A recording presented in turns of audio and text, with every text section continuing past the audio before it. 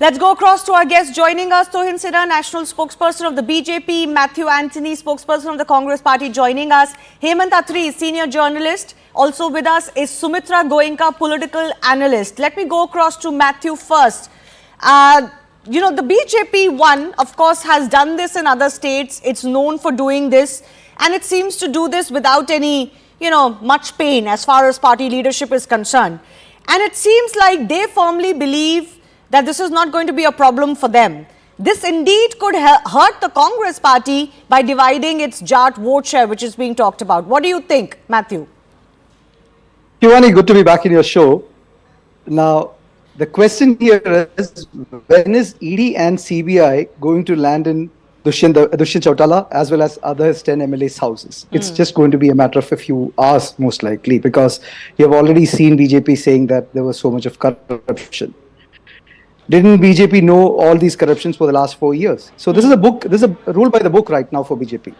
Now the change in BJP which is happening is by the way of the same CBI ED threat itself. The BJP leaders, how much ever they are dissatisfied with the BJP, because they talk to a lot of the people in private, that they are also being monitored by the CD and DBI if they raise their voice. So there's no freedom of expression there. Whatever is being said by two people who have hijacked BJP, they have to go by it. Now, one second. One second.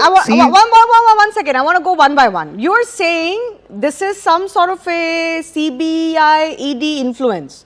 But I thought the BJP used that to bring people into its fold, not to cut alliances. How does that factor here? No, this alliance, as quoted earlier by one of the BJP MPs who joined us, saying that it is an alliance of convenience. Now that convenience has gone out, they have also realized that, first of all, the people of Haryana are worried about the farmers issue, the Agnivir issue, as well as the wrestlers issue, along with the unemployment and the price rise. So, and the corruption issue of JJP as well as the BJP government. But why would they cut an alliance partner for that? This is not a surprise. This is not a surprise for neither BJP nor any one of the people there, because this was in the cards. Now, since JJP has moved out, in order to showcase that JJP is very corrupt and BJP was clean, ED and CBI will charge sheet JJP. It's only a matter of time. That's what I'm saying. And you asked me the question about why the BJP is having a painless exercise. Who in BJP also wants to be raided by ED and CBI and go to jail of descending on a party or two people's decision? That's what I'm saying. Okay, let me just go across to Tuhin for a quick response to that. I'll come back to you, Mathew, on how you see this playing out for both the upcoming Lok Sabha and the Assembly elections, because clearly it's going to be a reconfiguration that will have some impact, particularly because of the votes, the way they're divided in Haryana. But Tuhin, your first response of the criticism that is coming in from some quarters of what has transpired in Haryana. Some say it is because the BJP is nervous. The fact is you changing a chief minister in itself means that all is not hunky-dory, right? Good evening, Shivani. Good evening, everybody. Well, you have to look at it positively.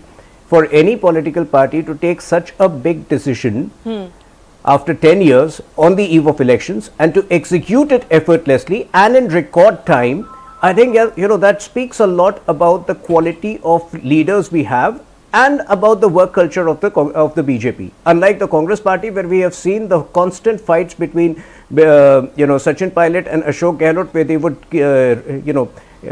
voluntarily indulge in resort politics of all kinds. So I think there is a difference in work culture between the BJP and the Congress party. We do believe that the position of chief minister is not the domain of any one individual or a coterie, and that if a deserving candidate is there and if a situation is ripe and beneficial for a change, we do go ahead with the change. And that no, so do you accept that there was a problem? Be it Uttarakhand. That's all I'm saying. Do you accept that there was a problem? That you were worried about upcoming elections? No, I think let me just put it this way. For us, the winnability is the sole or the most important criteria. Yesterday, Honorable Prime Minister very lavishly praised Manohar Lal Khattarji, and even today, I can tell you that he is one of the best performing chief ministers. Whether it is the changing the gender ratio, which was skewed heavily in favor of men. There were 872 women to 1,000 men in 2014. His diligent efforts to correct that has led to an equality in gender ratio in the births over there. the exports of from Haryana used to be somewhere in the range of 68,000 crores in 2014. That has gone up to 2,45,000 crores. So even today, I think he was a brilliant chief minister, but some decisions are taken in the interest of the party, in the interest of the state, and in the interest of the Lok Sabha performance of the BJP. And okay, in any case, whatever a party chooses to do is fundamentally its own internal matter, but